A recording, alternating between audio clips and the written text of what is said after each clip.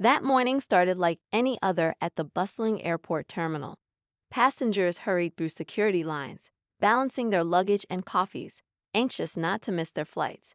Among them was Ms. Carla Thompson, a beloved schoolteacher with a warm smile and a calm demeanor. She was heading to Atlanta for a well-earned break after a long semester of teaching her third-grade students. Carla, who had a knack for turning even the most stressful situations into lessons in patience and grace, wasn't prepared for the events that would unfold in the next few hours. The terminal buzzed with the usual mix of chatter, boarding announcements, and the faint hum of engines roaring in the background. In the middle of it all, a tall, polished flight attendant named Jessica Manning strode through the crowd with an air of authority. Her pristine uniform was immaculate, her hair pulled back in a sleek bun. She exuded confidence, but those who worked closely with her often whispered about her short temper. For Jessica, the day had already been a whirlwind of delays, demanding passengers, and tight schedules. Little did she know, her actions on this flight would make headlines and change her life forever. The flight to Atlanta was nearly full, with a mix of business travelers, families, and individuals like Carla who were simply looking forward to some downtime. Carla found her seat by the window, smiled at the family settling in beside her, and began unpacking a small notebook to jot down lesson ideas for her students. As the passengers continued to board, the atmosphere remained relatively calm, until Jessica approached the row where Carla was seated. A minor issue over overhead bin space quickly escalated when Jessica's professional facade began to crack. A fellow passenger had trouble fitting their oversized bag into the compartment, causing a delay that irritated Jessica. Her voice, though initially polite, carried a sharp edge as she repeatedly insisted the bag needed to be checked. Carla, sitting nearby, couldn't help but notice the growing tension.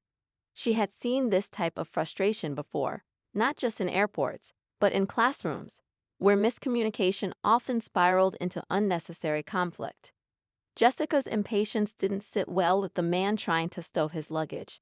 He was an older gentleman, visibly flustered and struggling to manage the situation.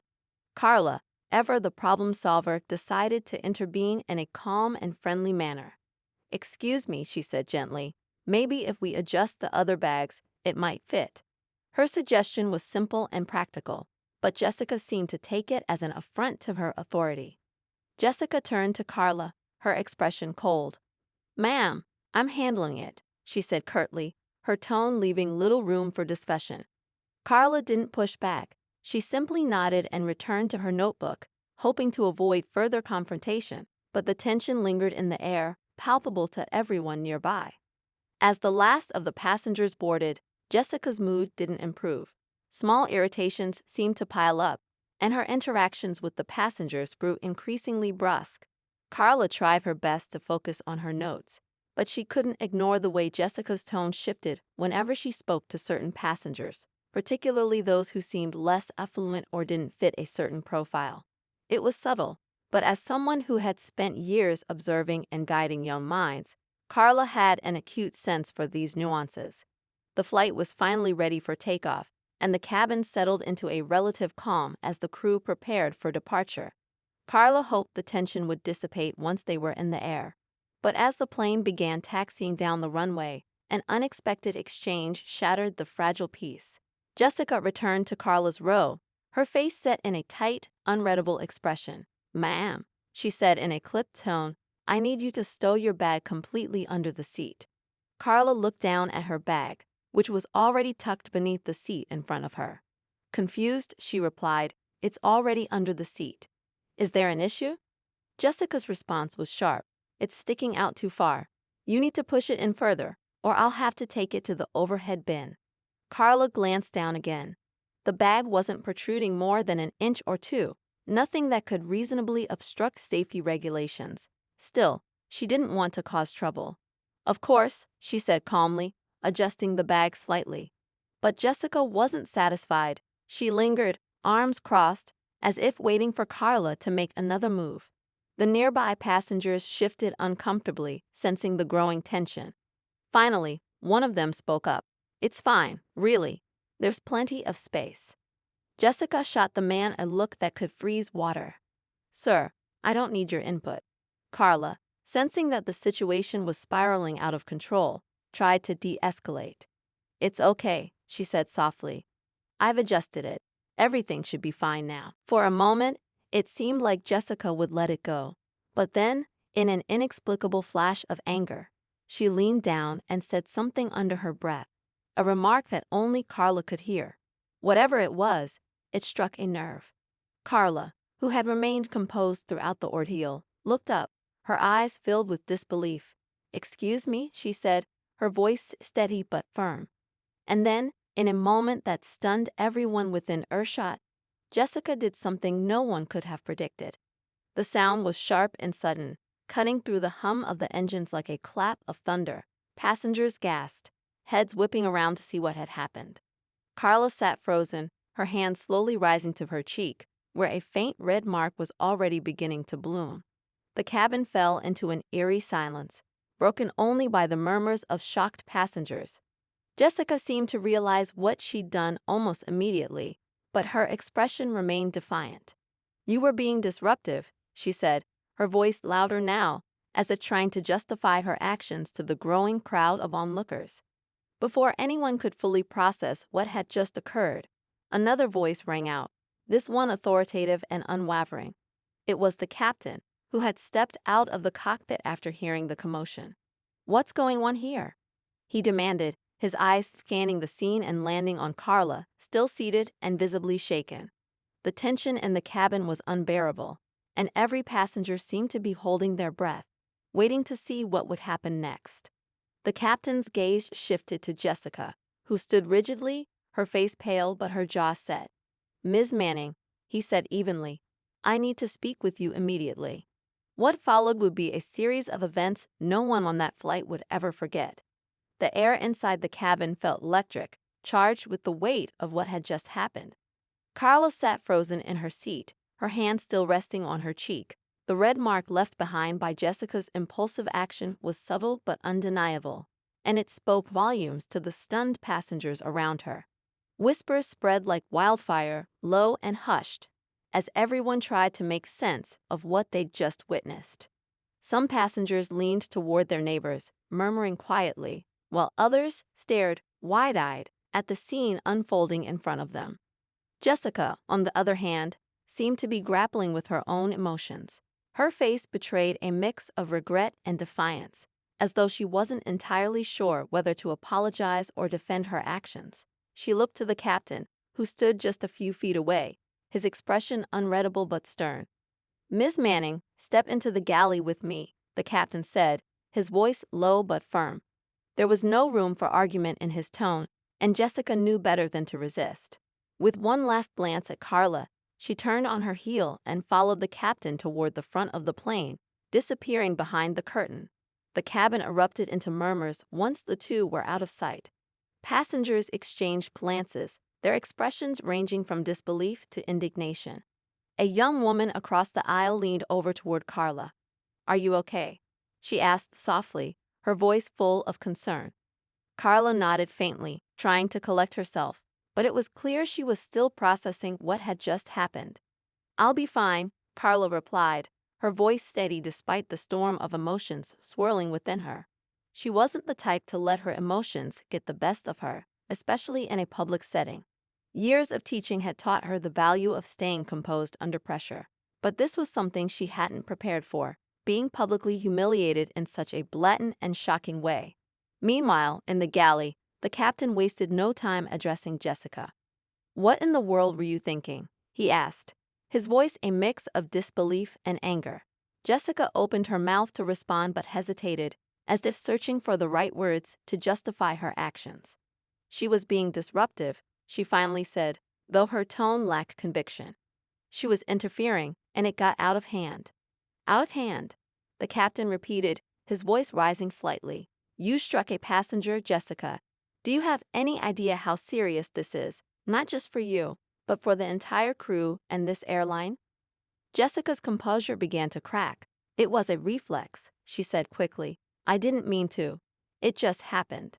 But even as she spoke, she could feel the weight of her actions sinking in. There was no excusing what she'd done, and deep down she knew it. The captain shook his head, exhaling sharply. "Stay here," he said firmly before stepping out of the galley. He needed to address the situation with the passengers, but more importantly, he needed to ensure Carla was okay. Back in the cabin, Carla was beginning to feel the stares of the other passengers more acutely. She appreciated their concern, but the attention was overwhelming. She wished she could shrink into her seat and make herself invisible. This was supposed to be a simple trip, a brief escape from the challenges of her day-to-day life. Now, she was at the center of a spectacle she never asked for. The captain approached Carla's seat, his demeanor calm but serious. "Ma'am," he said gently, crouching down to meet her eye level. "First, I want to apologize for what just happened. This is not the standard of care or professionalism we uphold, and I can't express how sorry I am." Carla looked at him, her expression softening slightly. "Thank you," she said quietly. "I appreciate that. I need to ask," the captain continued, "are you okay? Do you need medical attention?" Carla shook her head. "I'm fine," she assured him. "A little shaken, but I'll be okay." The captain nodded, visibly relieved but still concerned. "We're going to address this situation immediately," he said. "You have my word." As he stood to return to the front of the plane, Carla couldn't help but wonder what addressing the situation would entail. Would Jessica be allowed to stay on the flight? Would the airline try to downplay what happened? She wasn't the type to seek revenge, but she also couldn't ignore the gravity of what had just occurred. The captain re-entered the galley, where Jessica stood, arms crossed and face pale. "I've made my decision," he said firmly. "You're leaving this flight. I've already contacted ground staff, and they'll meet us at the gate." Jessica's eyes widened. "You're kicking me off the flight?" she asked incredulously. "You left me no choice," the captain replied. "Your behavior was unacceptable, and I have to prioritize the safety and well-being of everyone on board." Jessica opened her mouth to argue but stopped herself. Deep down, she knew he was right. But the humiliation of being escorted off the flight was a bitter pill to swallow. As the plane returned to the gate, the passengers watched in silence, their eyes glued to the curtains separating the galley from the cabin. They didn't know exactly what was happening behind it, but the tension was palpable. Carla sat quietly, her mind racing. She replayed the incident over and over, trying to make sense of it. Why had Jessica reacted so strongly? Was it stress? Prejudice? Something else entirely? When the plane finally came to a stop at the gate, the ground staff boarded quickly, their expressions professional but serious. Jessica emerged from the galley, her head held high despite the murmurs that followed her down the aisle.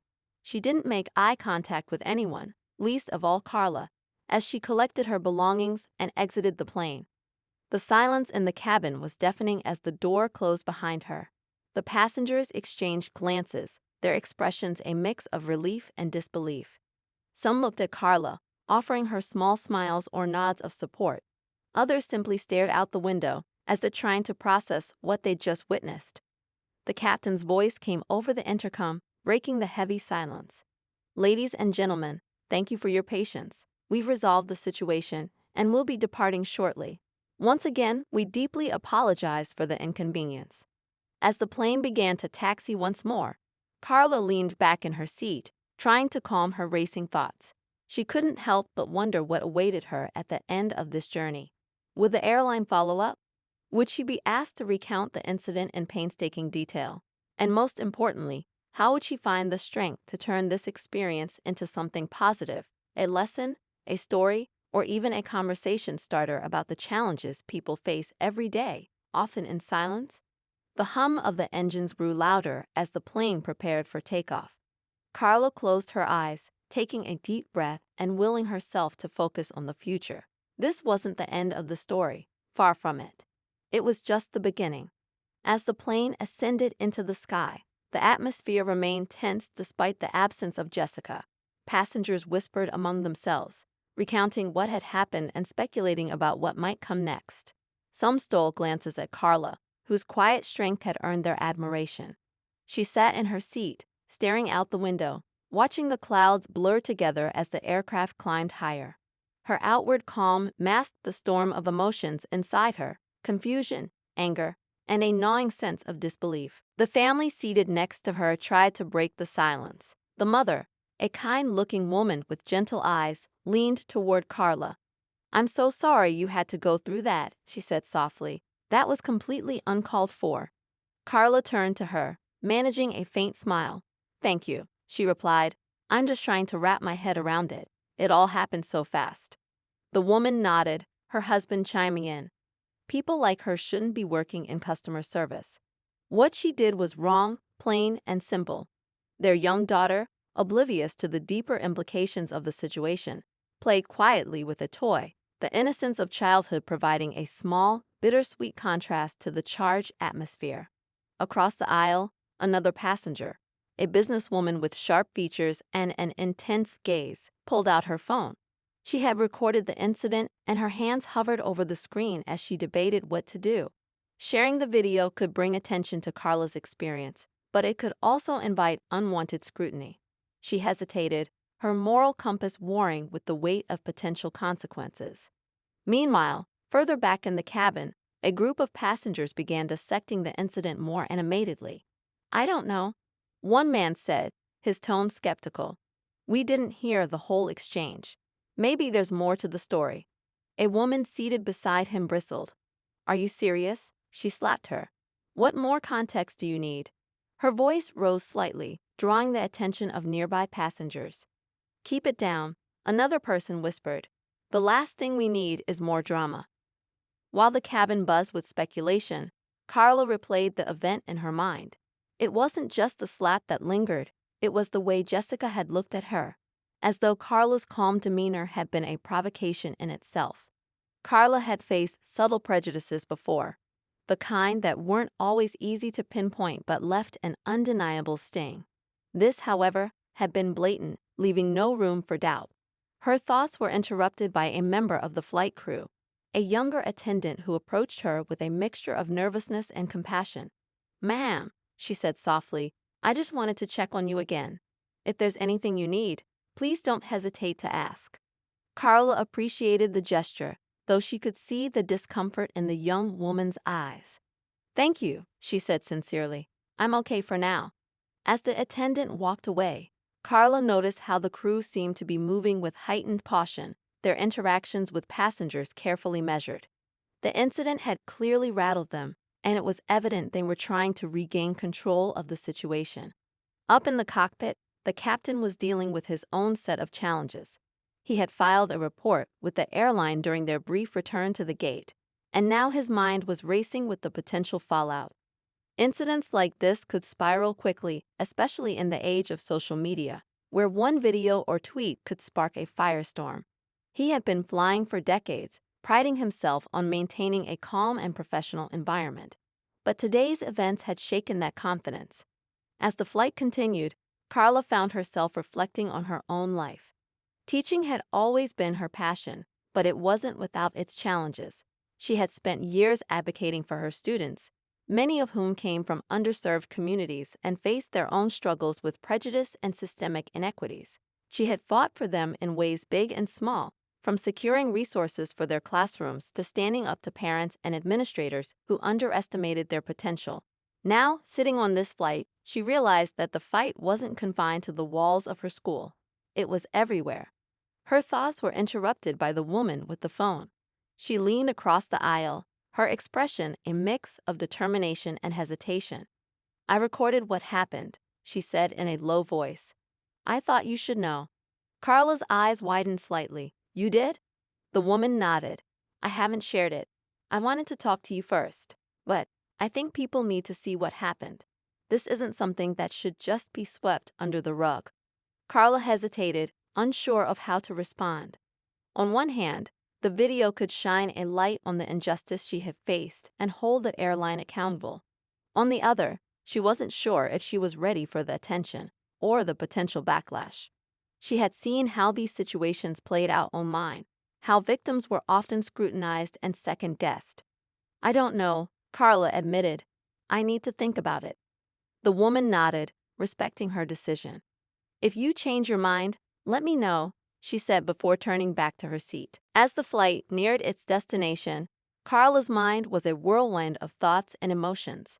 She thought about her students, who looked up to her as a role model. What would she tell them about this experience? How could she turn something so painful into a teachable moment? She thought about her family and friends, who would undoubtedly be shocked when she shared what had happened. And she thought about Jessica. What had driven her to act the way she did? Was it just a bad day, or was there something deeper at play? When the plane finally landed in Atlanta, the passengers disembarked quietly, the weight of the incident still hanging in the air. Carla gathered her things, taking a deep breath as she prepared to step into the terminal. As she walked down the aisle, a few passengers stopped her to offer words of support. "You handled that with so much grace," one woman said. "I don't know if I could have done the same." "Take care," another added, "and don't let this go." Carla thanked them, their kindness giving her a small glimmer of hope. But as she stepped off the plane and into the crowded terminal, she knew the journey wasn't over. The events of the flight had left her with more questions than answers, and the path forward was uncertain.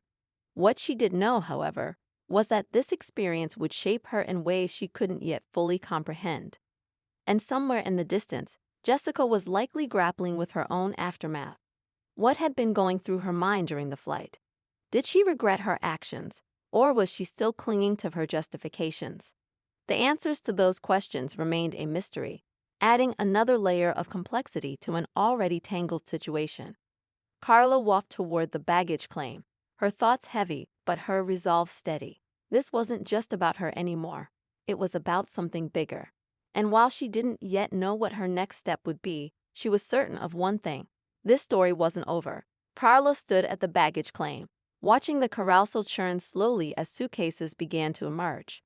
The faint hum of conversation surrounded her, passengers exchanging idle chatter about their plans or grumbles about delays. But Carla barely registered the noise. Her mind was consumed by the events of the flight and the choices now before her. As she reached for her luggage, a man in a crisp suit approached her. "Excuse me, ma'am," he said, his voice polite but businesslike. He held a small badge in his hand, identifying himself as a representative of the airline. "My name is James, and I'm part of the customer relations team. Could we have a moment to speak privately about what happened on your flight?" Carla's grip tightened on her suitcase. She wasn't sure if she wanted to rehash the incident, but she nodded, following him to a quieter area near the wall. "We want to sincerely apologize for what occurred," James began, his expression earnest. "That kind of behavior is unacceptable, and we take incidents like this very seriously. The flight attendant in question has been placed on immediate leave, pending a full investigation." Carla studied his face, searching for signs of genuine accountability. "I appreciate that," she said carefully, "but an apology isn't going to fix what happened. This wasn't just a bad moment, it's part of a bigger issue." James nodded, clearly aware of where this conversation might lead. "You're absolutely right," he admitted. "Our priority is to ensure all passengers feel respected and safe when they fly with us. We'd like to offer our support in any way we can, whether that's through compensation or by addressing this matter publicly if you choose to share your story." Carla hesitated, the weight of the decision pressing down on her. She didn't want to be reduced to a headline or a viral moment. At the same time, she knew that silence often allowed injustices to continue unchecked. "I'll think about it," she said finally, "but this isn't about compensation. It's about ensuring something like this doesn't happen again, to me or anyone else." James nodded, handing her his business card. "If you need anything, please don't hesitate to reach out. And again, I'm deeply sorry for what you experienced." As Carla walked away, her thoughts were interrupted by the sight of another familiar face. The woman from the flight, the one who had recorded the incident, was waiting near the exit. She approached Carla cautiously, her phone tucked into her pocket. "Hey," she said softly. "I hope I'm not bothering you. I wanted to check in." Carla offered a small smile. "Thank you," she said. "It means a lot." The woman glanced around, as if wary of prying eyes. "Look, I've been thinking about what happened, and I think it's important for people to see the truth, but only if you're okay with it. I don't want to do anything without your consent." Carla's heart raced as she considered the implications. Sharing the video could spark important conversations, but it could also bring unwanted attention and backlash. She thought of her students, her family, and the countless people who might see her story and either rally behind her or pick it apart. It was a decision she couldn't make lightly. "I'm not sure yet," Carla admitted. "It's a lot to process." The woman nodded, her expression understanding. "Take your time. I just wanted you to know that you're not alone. And if you decide to move forward, I'll be here to support you." As Carla stepped out into the crisp evening air, she felt a mix of emotions: anger, sadness, determination. The city lights glimmered in the distance, a stark contrast to the turbulence of her thoughts. She hailed a cab and gave the driver her address, sinking into the seat as the car pulled away. Meanwhile, back at the airline's headquarters, discussions about the incident were already underway. Jessica's supervisor sat in a sterile conference room, reviewing her file with a furrowed brow. She had always been a capable employee, but there had been occasional complaints. Nothing on this scale, though. The supervisor tapped her pen against the desk, wondering what had driven Jessica to such an extreme act. Stress? Personal issues? Or something more troubling? Jessica herself was sitting in her apartment, staring blankly at her phone. Messages from coworkers and friends had poured in, some offering support, others demanding answers. She felt a deep sense of shame, but also frustration.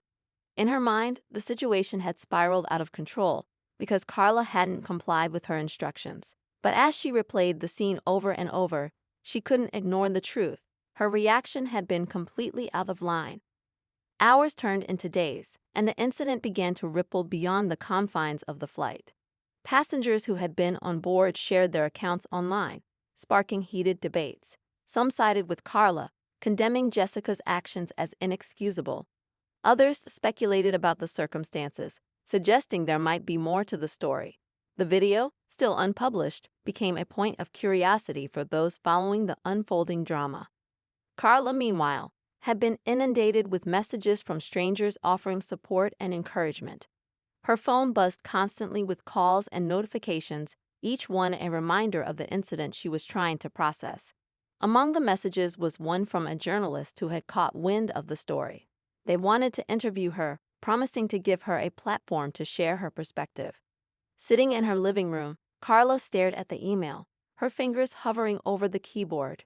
She knew that speaking out could make a difference, but it would also expose her to public scrutiny. The thought was daunting, but so was the idea of letting the incident fade into obscurity. Her thoughts were interrupted by a knock at the door.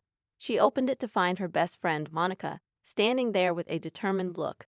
"I brought coffee," Monica announced, holding up 2 cups. "And I'm not leaving until we figure out what you're going to do." Carla couldn't help but laugh, despite the heaviness of the situation. "Come in," she said, stepping aside. As they sat together, Monica listened intently as Carla recounted the events of the flight in detail. "You've always taught your students to stand up for what's right," Monica said when Carla finished. "This is your chance to do the same, but it's your decision, and whatever you choose, I've got your back." Carla nodded, feeling a renewed sense of clarity. The road ahead was uncertain, but she knew one thing for sure: she wasn't going to let fear dictate her actions. As Carla sat with Monica, the faint hum of the city outside filtered through the window. They talked about everything: her students, the news swirling online, and the weight of being thrust into a situation that felt far bigger than herself. Carla had always been a private person, but now it seemed like the world was knocking on her door, demanding to know what she would do. She sipped her coffee, letting Monica's reassuring presence ground her, but her mind kept drifting back to that moment on the plane and the way it had all unraveled. Just as she started to feel a sliver of resolve forming, her phone buzzed with a notification. Monica leaned over to glance at the screen. "Who's that?" she asked casually, Carla's brow furrowed as she opened the message. It was from an unknown number. The text read, "You know what happened, and there's more you don't know. Call me, 678-555-2378. What in the world?" Carla muttered, showing the text to Monica. "Do you think this is legit, or just someone trying to mess with me?" Monica's eyes narrowed as she read the message. "It could be someone who was on the flight," she suggested, "or it could just be a troll. But that's a local area code. Maybe it's worth finding out. Carla hesitated. After a long moment, curiosity got the better of her. She dialed the number, her hands slightly trembling as she put the phone to her ear. It rang twice before a voice answered. A man's voice, low and measured. "Miss Brown?" the man asked. "Yes," Carla replied cautiously. "Who is this?" The man took a breath, as if weighing his words. "My name is Darnell. I work for the airline, maintenance crew, mostly. I was at the gate when all that stuff went down before the flight. Look, I don't want to get involved in this mess, but I saw something that's been bothering me." Carla exchanged a glance with Monica, who was now leaning in, her face a mix of curiosity and concern. "What did you see?" Carla asked, her voice steady but tense. "There's footage," Darnell said, his tone heavy with implication. "Security cameras caught everything at the gate, including Jessica arguing with another crew member before you even boarded the plane. It was heated, and she looked real upset. I don't know what it was about, but it might explain why she acted the way she did." Carla's grip on the phone tightened. "Why are you telling me this?" she asked, her heart pounding. "Because," Darnell replied, "that footage could clear some things up, or at least show the full picture. But I overheard my supervisor saying it's being buried to avoid bad PR. They're trying to protect the company, but I thought you deserved to know." Carla was stunned. She had suspected the airline might try to sweep the incident under the rug, but this confirmed her fears. "Do you have access to the footage?" she asked, her voice sharp with urgency. "No," Darnell admitted. "But I know where it's stored. If you can get the right people to ask for it, maybe a lawyer or the media, they'll have to hand it over." Carla's mind raced as she processed the revelation. "Thank you," she said finally. "This means a lot." "Be careful," Darnell warned before ending the call. "They won't make it easy." Carla set the phone down, her thoughts a whirlwind of anger and determination. Monica leaned back, her eyebrows raised. "Well, that changes things," she said. "If they're hiding evidence, that's a whole other level of wrong." "It's not just about me anymore," Carla said quietly. "If they're covering for Jessica, how many other incidents have they buried? How many people have been silenced because it was easier than doing the right thing?" Monica nodded, her expression fierce. "You're right. This isn't just your fight. It's about holding them accountable. But you need to be smart about this. If they're trying to hide it, they won't go down without a fight." Carla nodded, the weight of the situation pressing down on her. She had a choice to make: confront the airline publicly and demand accountability, or continue navigating the fallout in private, hoping the truth would eventually come to light. The stakes felt impossibly high, and the pressure was unlike anything she'd ever experienced. Meanwhile, back at the airline's headquarters, the tension was palpable. The legal team was scrambling to contain the situation, and the public relations department was already drafting statements to address potential media inquiries. Jessica's supervisor was under scrutiny as well, her own actions now being questioned. The company was desperate to avoid a scandal, but the cracks in the facade were beginning to show. Jessica, unaware of the new developments, was grappling with her own guilt and confusion. She had spent hours replaying the incident in her mind, trying to justify her actions, but the truth was undeniable. She had crossed a line, and deep down she knew it. But she also knew that if the footage from the gate surfaced, it could either expose her completely or provide some context for her behavior. The uncertainty gnawed at her, leaving her restless and on edge. As Carla sat in her apartment that night, the weight of her decision loomed over her. Monica stayed by her side, offering unwavering support, but the choice was ultimately Carla's to make. Should she take her story public, demand the release of the footage, and risk the potential backlash? Or should she focus on her own healing, leaving the fight for justice to others? The answer wasn't clear, but one thing was certain: the story was far from over, and the stakes had never been higher. Carla woke up the next morning with a heavy sense of purpose. The previous night's conversation with Darnell had shifted everything.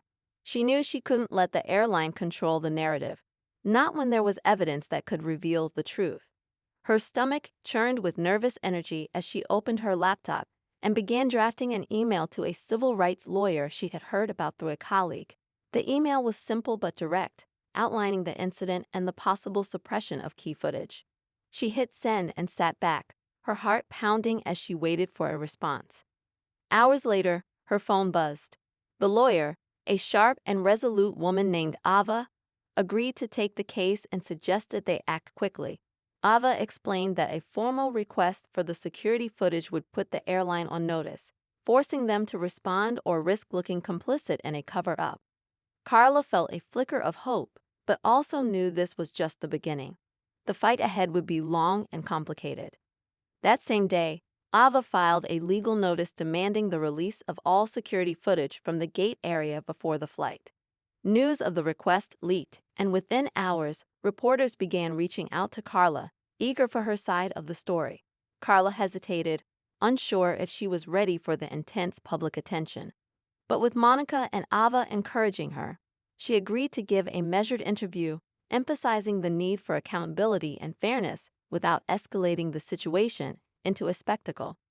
The interview aired later that evening, and Carla's calm, articulate demeanor struck a chord with viewers. She didn't portray herself as a victim, but as someone standing up for what was right. As the segment ended, the public reaction was immediate. Social media lit up with support for Carla, and calls for the airline to release the footage grew louder. Behind the scenes, the airline's leadership was scrambling. The legal team advised against releasing the footage, fearing it would damage the company's reputation. But with mounting public pressure and the threat of legal consequences, they reluctantly agreed to comply. 2 days later, the footage was handed over to Ava, and its contents were more revealing than anyone had anticipated. The video showed Jessica arguing heatedly with another flight attendant at the gate. Her body language was tense, and her words, though muffled, were laced with frustration. The argument ended with Jessica storming off toward the boarding area, visibly agitated. While it didn't excuse her actions on the plane, it painted a clearer picture of the context leading up to the incident. But what stood out even more was a brief exchange captured just before Carla boarded. Jessica had been standing near the gate agent, visibly flustered, when the agent whispered something to her. Jessica's expression shifted, her frustration replaced by a cold, determined look. When Ava reviewed the footage with Carla, they replayed the moment several times, trying to make sense of it. "What did the agent say to her?" Carla asked, leaning closer to the screen. Ava frowned. "That's what we need to find out." The next day, Ava subpoenaed the gate agent, who reluctantly agreed to an interview under legal advisement. What she revealed sent shockwaves through the case. The agent admitted that, moments before boarding, she had informed Jessica that Carla had raised concerns about the boarding process, mistakenly identifying Carla as a problem passenger. This misunderstanding had fueled Jessica's already frazzled state, setting the stage for her overreaction on the plane. Carla felt a mix of relief and anger.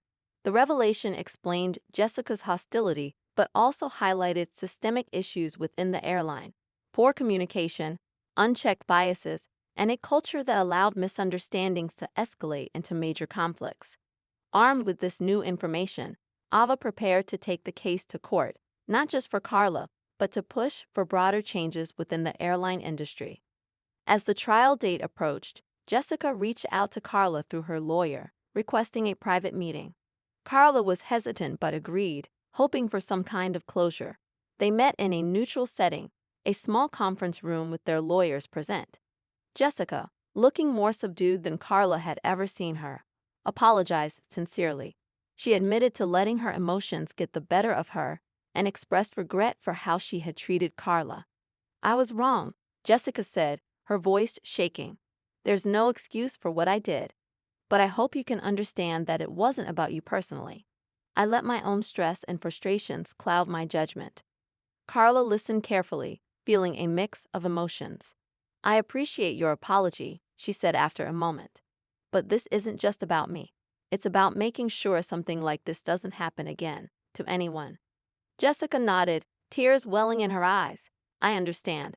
And I'll do whatever it takes to make things right." The trial became a landmark case, drawing national attention to issues of accountability and professionalism in the airline industry. Carla's courage in speaking out inspired others to share their own stories, creating a ripple effect that led to significant changes in airline policies. including mandatory bias training for all staff and improved communication protocols. But the final twist came weeks after the trial ended, when Carla received a letter from an anonymous source within the airline. The letter revealed that the gate agent who had misinformed Jessica had been pressured by management to shift blame away from the airline's flawed systems. The revelation confirmed what Carla had suspected all along. The problem was bigger than any one person. It was a systemic issue that required systemic solutions. Carla shared the letter with Ava, who used it to push for even more reforms. While the battle was far from over, Carla felt a sense of closure. She had turned a painful experience into a catalyst for change, proving that one voice could make a difference. As she walked into her classroom one morning, greeted by the smiling faces of her students, she felt a renewed sense of purpose.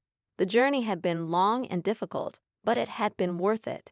And in the quiet moments of reflection, Carla knew she had done the right thing, not just for herself, but for countless others who might now be spared the same ordeal.